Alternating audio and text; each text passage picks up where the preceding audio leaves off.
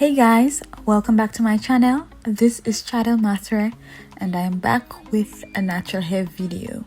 This is a tutorial on wand curls on my heat damaged hair.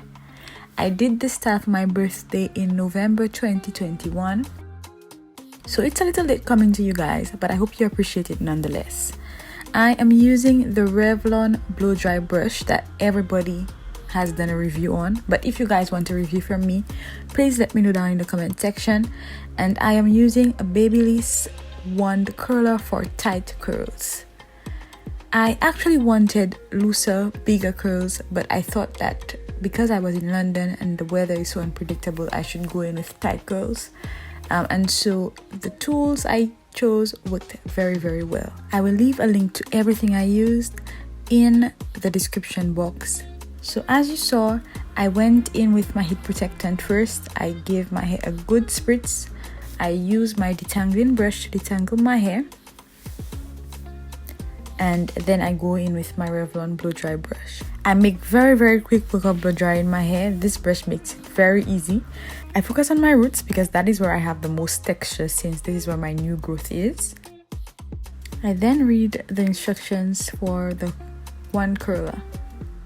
It came with a heat mat so that I could rest the curler on between use, I assume, and it also came with a heat glove. As you can tell, I did not get the hang of it right away, so I had to redo that section. So here I go spritzing with a lot more heat protectant, and I'm going back in with that section.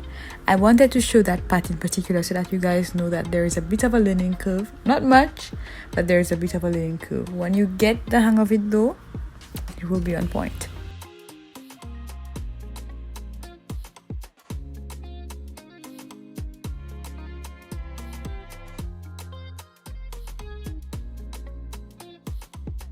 After every major section that I wand curled, I actually used a holding spray.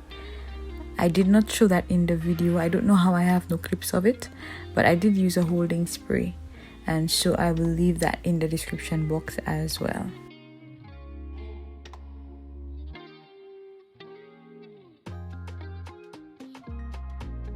I generally try to face the curl wand away from my face, but as I mentioned, you may take some getting used to doing that. There are some sections where you see a straggly end in the back, and that is because after one curling and the end popping loose, I tried to one curl the end again. What I realized is that if you don't one curl the entire section, the top and the bottom will be out of sync and it can give you a straggly end looking curl.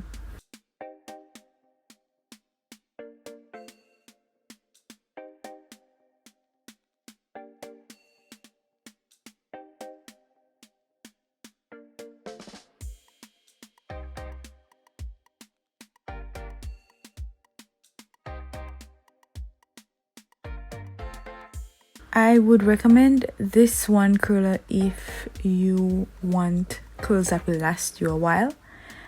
These definitely lasted me a while, and that is especially so if you have heat damaged hair.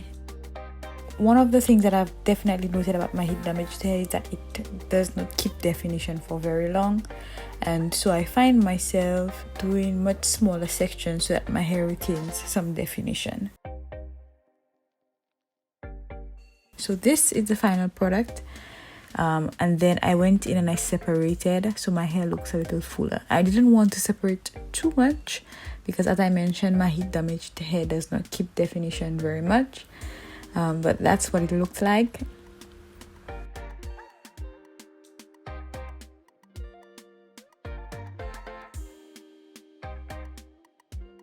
And this is at the end of the next day, my actual birthday. And as you can see, I was outside for a bit and my hair is looking good. There are some ends that are frizzier than the day before that, and that is in part because I was outside, but also because I was playing with it a little bit more to get a little bit more volume. But that is the end product, guys. Please let me know if you have any questions, and I will answer them in the comment section for you guys. My crown's so heavy, better help me carry. My crown's so heavy, better help me carry.